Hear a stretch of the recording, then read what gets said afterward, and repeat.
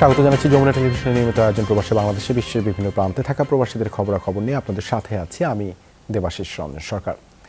আরও ৩ নতুন সেক্টরে বিদেশি কর্মী নিয়োগের অনুমোদন দিয়েছে মালয়েশিয়া সরকার। সোমবার এই তথ্য নিশ্চিত করে আনোয়ার ইব্রাহিম প্রশাসন। জানায় টেক্সটাইল, জুয়েলারি এবং সেলুনে এখন থেকে বিদেশি কর্মী নিয়োগ দেওয়া হবে। এই ৩ সেক্টরে অন্তত ১৫,০০০ বিদেশি শ্রমিক প্রয়োজন বলে জানিয়েছে দেশটির মানব সম্পদ মন্ত্রণালয়। আগামী শুক্রবার মন্ত্রিসভায় এই প্রস্তাব উত্থাপন করা হবে বলেও নিশ্চিত করা হয়েছে। নিয়োগ স্থগিত থাকায় গেল বছর ধরেই জনবল সংকটে রয়েছে এই খাতগুলো। স্থানীয়দের নিয়োগের চেষ্টা চালানো হলেও তাতে আসেনি সফলতা।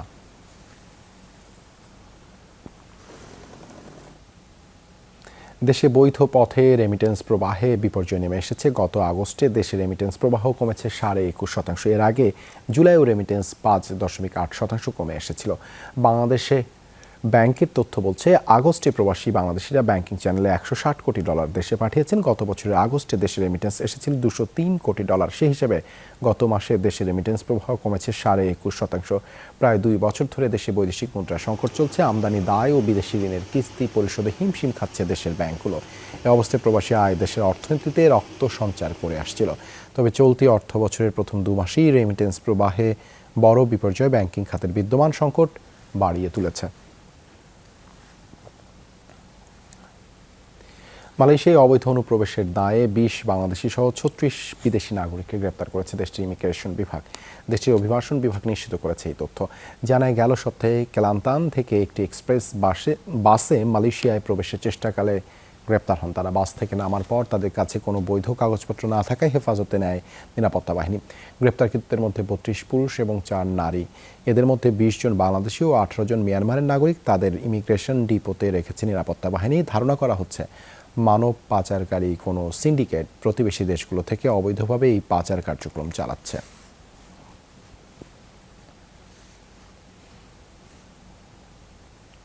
বাংলাদেশ দূতাবাসের সর্বাত্মক প্রচেষ্টায় লিবিয়ায় ডিটেনশন সেন্টারে আটক সহ বিপদগ্রস্ত 151 বাংলাদেশি নাগরিককে দেশে পাঠানো হয়েছে।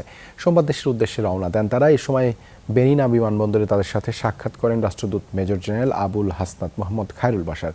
এ সময় অবৈধ অভিবাসনের বিভিন্ন ঝুঁকিপূর্ণ দিকগুলো তুলে ধরেন তিনি। একই সাথে বৈধভাবে বিদেশ যাওয়া ও রেমিটেন্স পাঠানোর আহ্বানও জানান। কর্তৃপক্ষ জানায়, তাদের দেশে ফেরত পাঠাতে সার্বিক সহায়তা করেছে আন্তর্জাতিক অভিবাসন সংস্থা। মঙ্গলবার ভোরে ঢাকায় অবতরণ করবেন তারা। গেল জুনে লিবিয়া রাষ্ট্রদূত হিসেবে নিয়োগ পাওয়ার পরে এই নিয়ে দ্বিতীয় দফায় বাংলাদেশিদের ফেরত পাঠানোর উদ্যোগ নিলেন মেজর জেনারেল আবুল হাসনাত। এর আগে গেল 31 জুলাই ত্রিপোলি ডিটেনশন সেন্টারে আটক 131 জন বাংলাদেশিকে মুক্ত করে দেশে পাঠানো হয়। পোশাক রপ্তানির আড়ালে 300 কোটি টাকা পাচার করেছে 10টি প্রতিষ্ঠান। তাদের নামও প্রকাশ করেছে শুল্ক গোয়েন্দা অধিদপ্তর। তবে অধিকাংশ ঠিকানায় গিয়ে অভিযুক্ত প্রতিষ্ঠান বা সংশ্লিষ্ট ব্যক্তিকে পাওয়া যায়নি। বেশিরভাগ ঠিকানায় ভুয়া। বলা হচ্ছে, বিল অফ এক্সপোর্ট জালিয়াতির মাধ্যমে অভিযুক্তরা অন্য রপ্তানিকারকদের EXP ব্যবহার করেছে। বিদেশে নমুনা পাঠানোর কথা বলে ব্যবহার করেছে 20 কোড। যমুনা টেলিভিশনের ইনভেস্টিগেশন 360 ডিগ্রির এডিটর অপূর্ব আলাউদ্দিনের অনুসন্ধানে বেরিয়ে এসেছে এমন 33টি প্রতিষ্ঠানের সংখ্যা। পাচার হয়েছে প্রায় 800 কোটি টাকা। BGMA বলছে, প্রকৃত রপ্তানিকারকদের জন্য এটি অশনি সংকেত। রিপোর্টে থাকছে বিস্তারিত।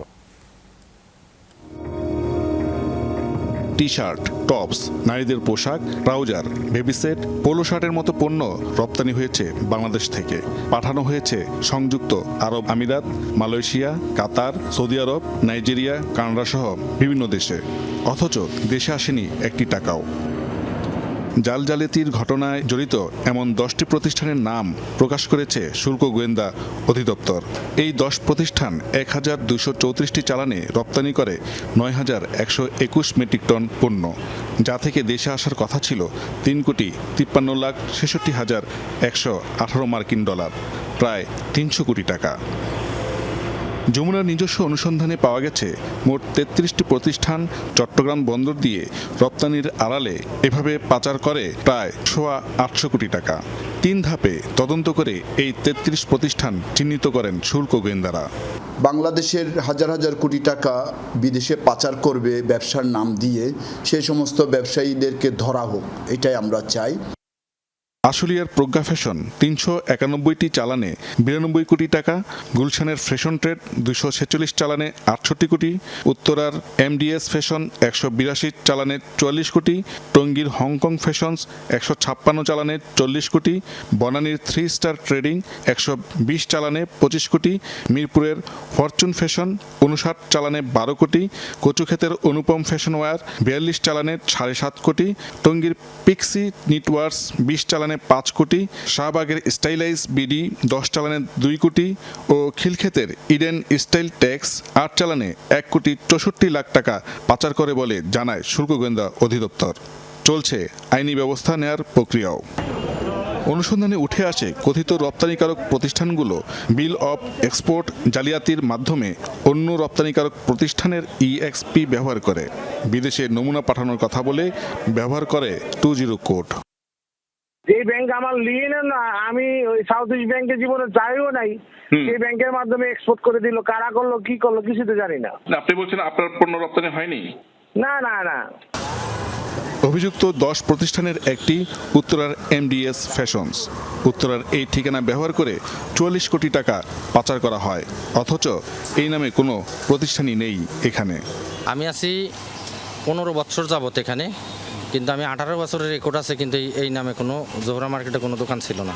গোপনে গোপনে সিটি কর্পোরেশনের কর্মকর্তারা, সুপারভাইজাররা টাকা খাইয়া হাজার হাজার ট্রেড লাইসেন্স জোহরা মার্কেটের ইস্যু করছে। এগুলো আমার কাছে অনেক সময় চিঠি আসে ইনকাম ট্যাক্সের থেকে, কাস্টমসের থেকে, সিটি কর্পোরেশন থেকে। জিন্দিকে শুনেও নাই যে এই সমস্ত দোকান অথবা কোনোদিন ছিল বা নাছেন। টঙ্গীর হংকং ফ্যাশনসের বিরুদ্ধে পাচারের অভিযোগ 40 কোটি টাকা। এটির প্রধান কার্যালয় উত্তরার 11 নম্বর সেক্টরের এই ভবন। প্রতিষ্ঠানের চেয়ারম্যান রফিকুল ইসলাম নেই। হংকং ফ্যাশন রফিক আগে ছিল, এখন নেই। রফিক আগে ছিল, অনেক আগে। সবুজ সাহেবকে? সবুজ সাহেব তো নাজাবাদ ফ্যাশনের মালিক। অথচ এই নাজাফাত ফ্যাশনের মালিক মোহাম্মদ সবুজও হংকং ফ্যাশনের একজন পরিচালক। আমরা কথা বলি অন্য একজন পরিচালকের সাথে। আমাদের লোক, আমার ড্রাইভার সাহেব গেছিল, চিটাগাং গল্পে গেছিল, যে ওই কাস্টমসের যে ইন্টেলিজেন্স আছে মিটিং করে আসছে, চিরো দিয়ে আসছে। এটা আমাদের কোনো না, একটা চক্র করছে খুব সম্ভবত। এটা আমার কাস্টমার জানে আর কি, কি করছে।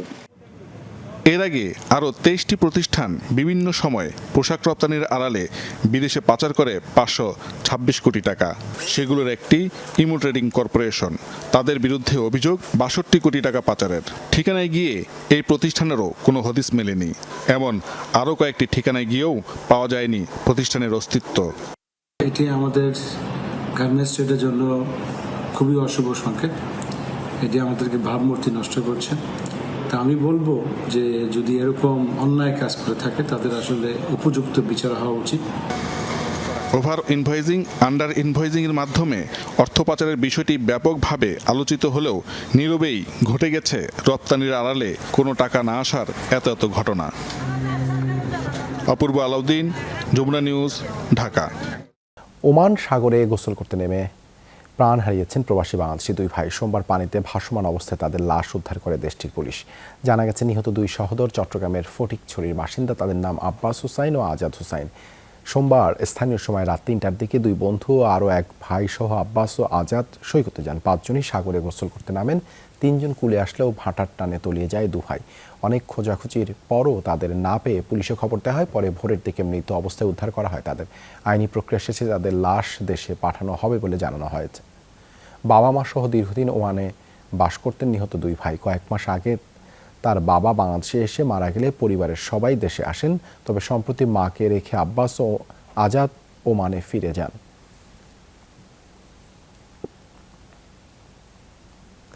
বাংলাদেশ জাতীয়তাবাদী দল বিএনপির 45তম প্রতিষ্ঠা বার্ষিকী উপলক্ষে আলোচনা সভা করেছে দক্ষিণ আফ্রিকা বিএনপি নর্থ শাখা। জোহানেসবার্গে হয় এই আয়োজন। এতে অংশ নেন দেশটির বিভিন্ন প্রদেশে বসবাসরত সংগঠনটির নেতাকর্মীরা। এদিন কেক কেটে প্রতিষ্ঠা বার্ষিকী উদযাপন করেন তারা। দলের প্রয়োজনে ঐক্যবদ্ধভাবে কাজ করার অঙ্গীকার করেন তারা। আলোচনায় সভাপতিত্ব করেন বিএনপি নেতা জহিরুল আলম তরুণ। এম নাজমুল হুসাইনের সঞ্চালনায় অনুষ্ঠানে প্রধান অতিথি ছিলেন সংগঠনের উপদেষ্টা মুমিনুল হক। আরও উপস্থিত ছিলেন আনোয়ার হোসেন খোকন, মীর হোসেন মিরু, এস.এম. কফিল উদ্দিন, মামুন আহমেদ, ইমদাদ হাসান মৃধা, সালাউদ্দিন চৌধুরী, ডালিম প্রমুখ।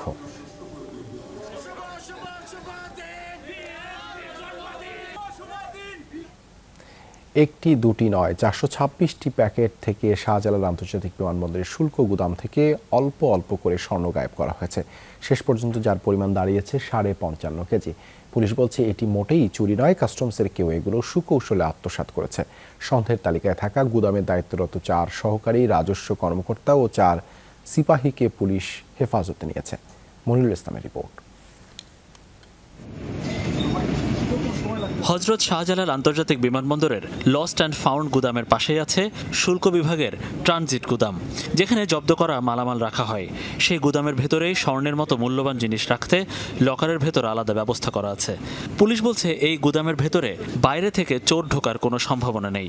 যে লকার কিংবা উপরের টিনের অংশ ভাঙা হয়েছে বলে মামলায় অভিযোগ করা হয়েছে তা বাইরের কেউ করার সুযোগ নেই। আর স্বর্ণ গায়েব হয়েছে 426টি প্যাকেট থেকে অল্প অল্প করে। চোর কখনোই এভাবে চুরি করবে না, তাই অপরাধী কাস্টমস বিভাগের মধ্যেই আছে। চুরির আলামতটা একেবারে নাই বললেই চলে।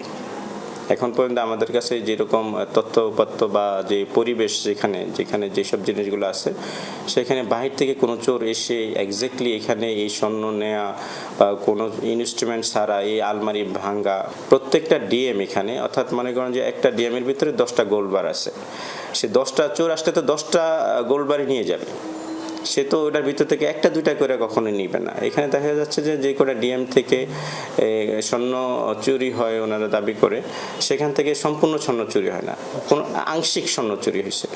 শুল্ক বিভাগ সূত্রে জানা গেছে, আগস্টের প্রথম সপ্তাহে গুদামের দায়িত্বে থাকা দুজন কর্মকর্তা সাইদুল ইসলাম শাহেদ ও শহীদুল ইসলামের বদলি হয়ে যাবার পর তাদের জায়গায় যারা এসেছেন তাদেরকে সব মালামাল বুঝিয়ে দেওয়ার সময় স্বর্ণের একটি চালানের পুরো প্যাকেটই খুঁজে পাওয়া যাচ্ছিল না। পরে তাদের চাপ প্রয়োগ করার পর সে প্যাকেট তারা বের করে দেন। বিষয়টি সন্দেহজনক হওয়ায় ঊর্ধ্বতন কর্তৃপক্ষ পুরো গুদামের ইনভেন্টরি বা তালিকা ধরে মালামাল পরীক্ষার কাজের আদেশ দেন। পাশাপাশি শুরু হয় গুদাম অটোমেশন করার কাজ। 21 আগস্ট এই দুই কর্মকর্তাকে মালামাল বুঝিয়ে না দেওয়া পর্যন্ত বদলির আদেশও স্থগিত করা হয়। 1 সেপ্টেম্বর থেকে শুরু হয় মালামালের ইনভেন্টরি। ওই দিন রাত 9টা পর্যন্ত গুদামে 2টি দল কাজ করেছে। রাত 12টার দিকে শুল্ক কমিশনার নিজেই এই কার্যক্রম পরিদর্শন করেন, কিন্তু 2 সেপ্টেম্বর সকালে গুদামে আলমারির তালা ভাঙা অবস্থায় পাওয়া যায়। শুল্ক বিভাগের কমিশনার এই নিয়ে জানিয়েছেন, ইনভেন্টরি করলে ধরা পড়ে যাবে, তাই এই চুরির ঘটনা সাজানো হয়েছে। তদন্ত কমিটি গঠন করে জিজ্ঞাসাবাদও শুরু করেছে শুল্ক বিভাগ। এখানে আমাদের কর্মকর্তাদেরও এমবেজলমেন্ট থাকতে পারে, অথবা কোনো ফ্রেশ চুরি হতে পারে, অথবা কনাইভেন্স হতে পারে। এটা তদন্ত, যেহেতু মামলা আমরা করেছি, কারা কারা দায়িত্বে ছিলেন এটা তাদের বিষয়ে তদন্ত হবে, তাদেরকে জিজ্ঞাসাবাদ করা হবে। পুলিশের তদন্তকারীরা জানিয়েছেন, এখন পর্যন্ত 4 সহকারী রাজস্ব কর্মকর্তা এবং 4 নিরাপত্তা সিপাহীকে সন্দেহের তালিকায় রাখা হয়েছে। সোমবার এই 8 জনকে জিজ্ঞাসাবাদের জন্য পুলিশের হেফাজতে আনা হয়। মনিরুল ইসলাম, যমুনা নিউজ, ঢাকা। ইতালিতে ভেনিস বাংলা স্কুলের শিক্ষার্থী অভিভাবকদের নিয়ে মিলন মেলার আয়োজন করেন স্কুলের শিক্ষকরা। এদিন শিশুদের নিয়ে নানা রকম খেলাধুলার আয়োজন করা হয়। বিজয়ীদের হাতে তুলে দেওয়া হয় পুরস্কার। অনুষ্ঠানে অংশগ্রহণের জন্য শিক্ষার্থী এবং অভিভাবকদের ধন্যবাদ জানায় স্কুল কর্তৃপক্ষ। অনুষ্ঠানে উপস্থিত ছিলেন প্রধান শিক্ষিকা দিলরুবা জামান, সোহেলা আক্তার বিপ্লবী, নাজমুল আলম খন্দকার রিপন, নাসির উদ্দিন পান্না, রুনু আক্তার, কবির মাহমুদ সহ আরও অনেকে। আয়োজন শেষে সবাই একসাথে মধ্যাহ্নভোজে অংশ নেন।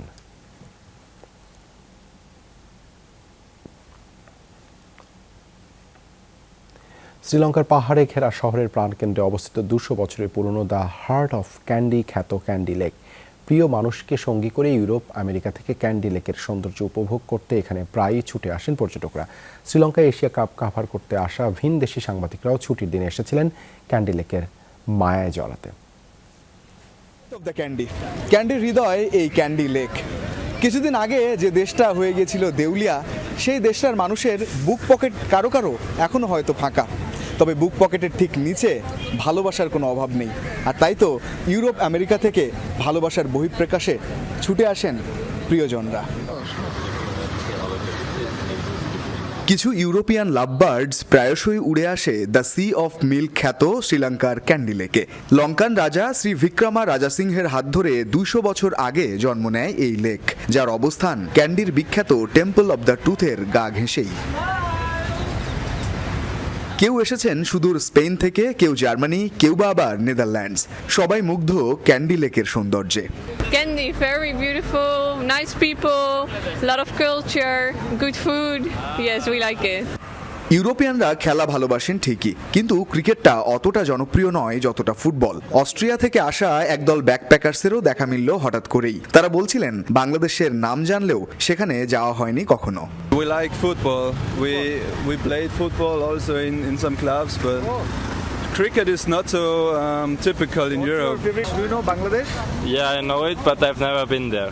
My favorite footballer, I have to say Cristiano, but now sad, but Not Lionel Messi. no, not Messi. Yes. Asia কাপের 9 ম্যাচের আয়োজক শ্রীলঙ্কা। ক্যান্ডিতে এদিন ছুটি থাকায় ভিনদেশি সাংবাদিকরাও বেরিয়ে পড়েছেন ক্যান্ডি ঘুরে দেখতে। পাকিস্তান থেকে টুর্নামেন্ট কভার করতে আসা এক গণমাধ্যম কর্মী বলছিলেন তার অভিজ্ঞতার কথা। यहाँ की शायद इतनी नहीं हुई जितनी दूसरे ममालिक की होती है टूरिज्म के हवाले से, लेकिन मैं समझता हूँ कि यहाँ पे देखने के लिए बहुत हसीन वादियाँ हैं, बहुत खूबसूरत मनाजिर हैं। यहाँ पे दरिया भी अच्छे हैं, पहाड़ भी अच्छे हैं। यहाँ की जो लेक्स हैं आप खुद देख रहे हैं कितनी शफाफ हैं। এশিয়া কাপ সম্প্রচারের দায়িত্বে থাকা স্টার স্পোর্টসও এদিন শুট করতে এসেছিল ক্যান্ডি লেকে। আসতেই হবে, ক্যান্ডিতে এলে এই লেকটা আপনাকে টেনে আনবে এক অদ্ভুত মায়ায়। রঞ্জন শান্ত, যমুনা স্পোর্টস, ক্যান্ডি, শ্রীলঙ্কা। বাংলাদেশ জাতীয় হিন্দু মহাজোট বাহরাইন শাখার দ্বিবার্ষিক সম্মেলন 2023 অনুষ্ঠিত হয়েছে। রাজধানী মানামার একটি রেস্টুরেন্টে হয় এই আয়োজন। অনুষ্ঠানে সভাপতিত্ব করেন বাংলাদেশ জাতীয় হিন্দু মহাজোটের আহ্বায়ক সুকুমার যিশু। সঞ্চালনের দায়িত্বে ছিলেন রামকৃষ্ণ চক্রবর্তী ও রূপম পাল। বাংলাদেশ থেকে ভিডিও কনফারেন্সের প্রধান অতিথি হিসেবে বক্তব্য দেন সংগঠনটির কেন্দ্রীয় কমিটির সদস্য সচিব ডক্টর মৃত্যুঞ্জয় কুমার রায়। এদিন সংগঠনের কার্যক্রম নিয়ে আলোচনা করেন নেতাকর্মীরা। এছাড়া বকুল সূত্রধরকে সভাপতি, বিষ্ণুপদ দেবকে সাধারণ সম্পাদক, বিধান মজুমদারকে সাংগঠনিক সম্পাদক এবং দুলাল দাসকে প্রধান উপদেষ্টা করে পূর্ণাঙ্গ কমিটি গঠনের সিদ্ধান্ত নেওয়া হয়।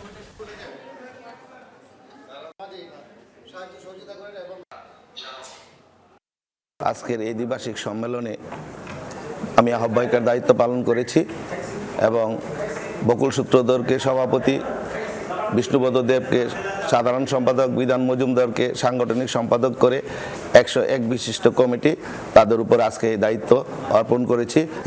হিন্দু মহাজোটের পক্ষে কাজ করার যে অঙ্গীকার আপনারা করেছেন আমাদের সাথে, আমি আপনাদের সবাইকে অভিবাদন জানাচ্ছি। এই ছিল প্রবাসী বাংলাদেশে এতক্ষণ সাথে থাকার জন্য ধন্যবাদ সবাইকে।